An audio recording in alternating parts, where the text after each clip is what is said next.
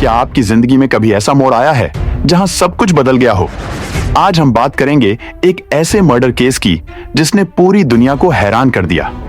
जानिए इस केस के राज और आखिर क्यों यह मीडिया की खबरों में छाया रहा है। सोचिए, एक मशहूर परिवार के छुपे हुए राज आज आपके सामने खुलने वाले हैं। क्या आप तैयार हैं उस रहस्य के सफर के लिए जिसने पूरे देश में तहलका मचा दिया? इस हत्याकांड में रिश्तों को लेकर ऐसे ऐसे खुलासे हुए थे जिसने सबको हैरान कर दिया था। मुंबई की हाई सोसाइटी में हुआ ये हॉरर किलिंग का पहला मामला माना जाता है।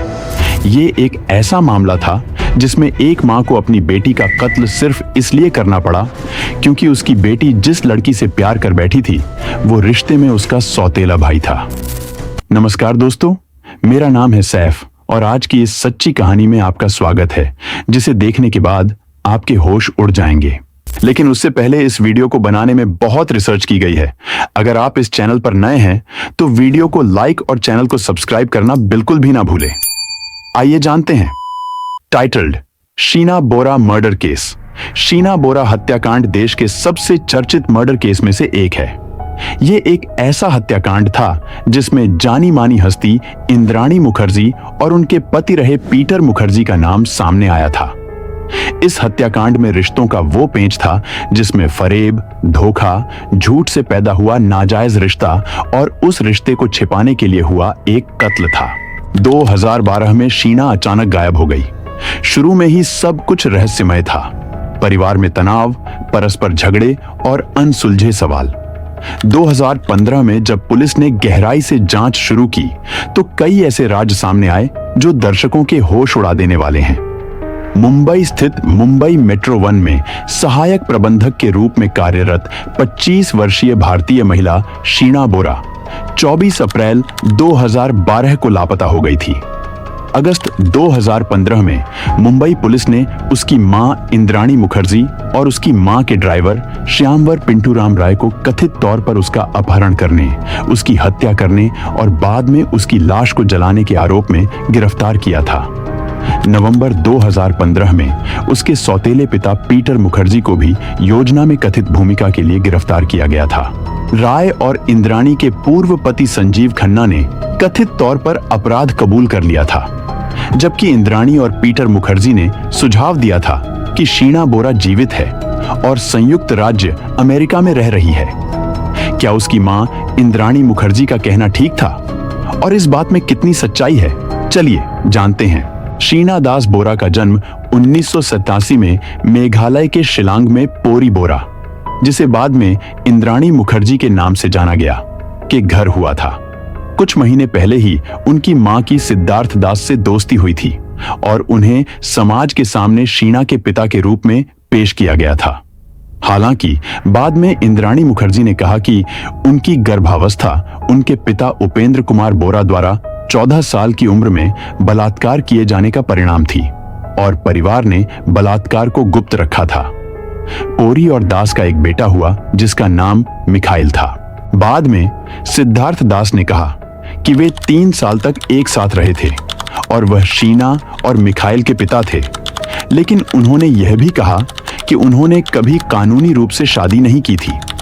पोरी बोरा ने 1989 में अपने 2 बच्चों को अपने माता पिता उपेंद्र कुमार बोरा और दुर्गा रानी की देखभाल में गुवाहाटी में छोड़ दिया और कोलकाता चली गईं। वहां उन्होंने कंप्यूटर की पढ़ाई की और पेइंग गेस्ट के तौर पर रहीं। शीना और उसके भाई को बाद में गुवाहाटी शहर में उनके नाना नानी ने पाला। कोलकाता में इंद्राणी ने 1993 में संजीव खन्ना से शादी की और इस जोड़े की एक बेटी विधि थी। 2002 में उनका तलाक हो गया और उसी साल इंद्राणी ने पीटर मुखर्जी से शादी कर ली। पीटर मुखर्जी की पिछली शादी से राहुल नाम का एक बेटा भी था। जब शीना और मिखाइल को उसकी मां के बारे में पता चला और वे 2006 में मुंबई चले गए तो इंद्राणी ने उन्हें अपने छोटे भाई बहन के रूप में पेश किया और अपने बच्चों के रूप में उनकी पहचान छिपाई। मिखाइल बोरा ने बाद में आरोप लगाया कि इंद्राणी ने उसे जबरन एक मानसिक संस्थान में भर्ती कराया ताकि उसकी मां के रूप में उसकी पहचान छुपाई जा सके। शीना को सेंट जेवियर्स कॉलेज में दाखिला मिला, जहां से उन्होंने बैचलर ऑफ आर्ट्स की डिग्री प्राप्त की। 2009 में वह एक प्रबंधन प्रशिक्षु के रूप में रिलायंस इंफ्रास्ट्रक्चर में शामिल हो गईं। जून 2011 में शीना मुंबई मेट्रो 1 में सहायक प्रबंधक के रूप में शामिल हुई। 24 अप्रैल 2012 को शीना ने छुट्टी ले ली।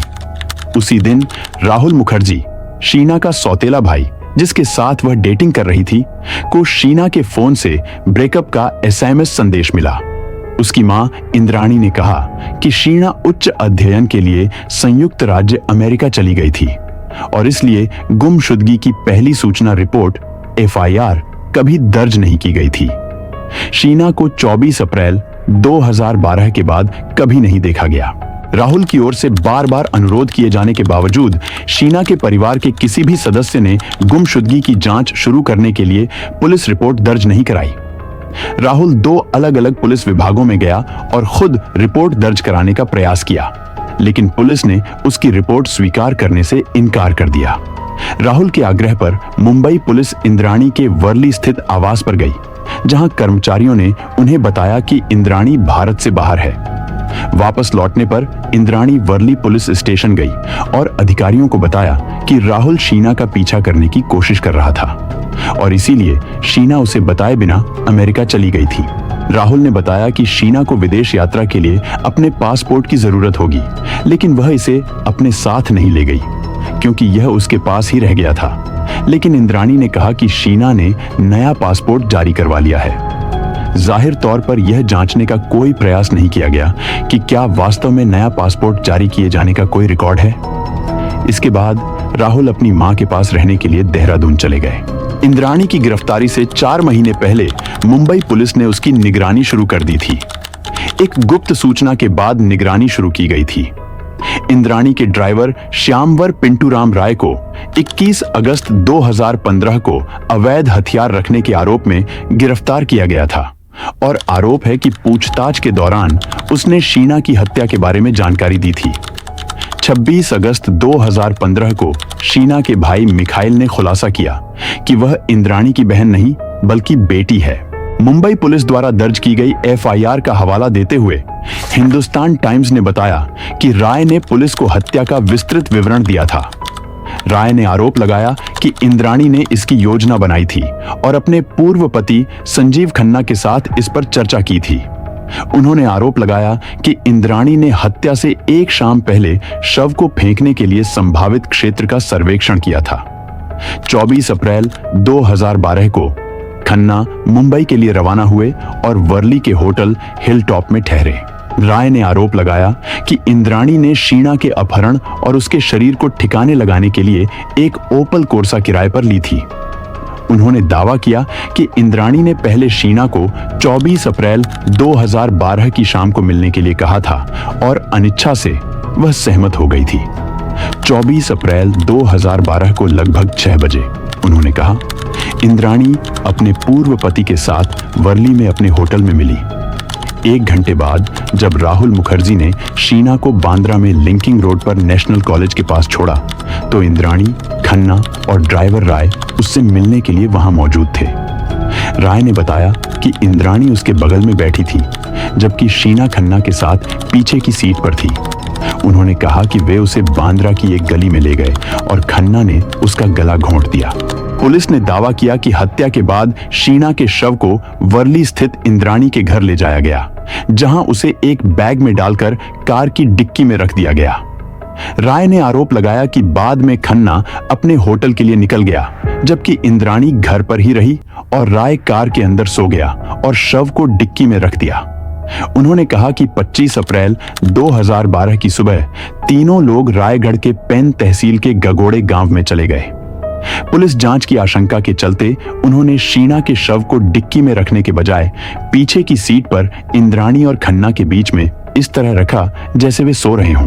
पुलिस ने आरोप लगाया कि 25 अप्रैल 2012 को सुबह 4 बजे उन्होंने जंगल में एक सुनसान जगह पर कार से शव को बाहर निकाला, उसे वापस बैग में डाला, उस पर पेट्रोल डाला और आग लगा दी। शव पूरी तरह से जल जाने के बाद आरोपी मुंबई लौट आए। खन्ना उस दिन बाद में मुंबई से चले गए। 25 अगस्त 2015 को मुंबई पुलिस ने शीना की हत्या के आरोप में इंद्राणी मुखर्जी को गिरफ्तार किया।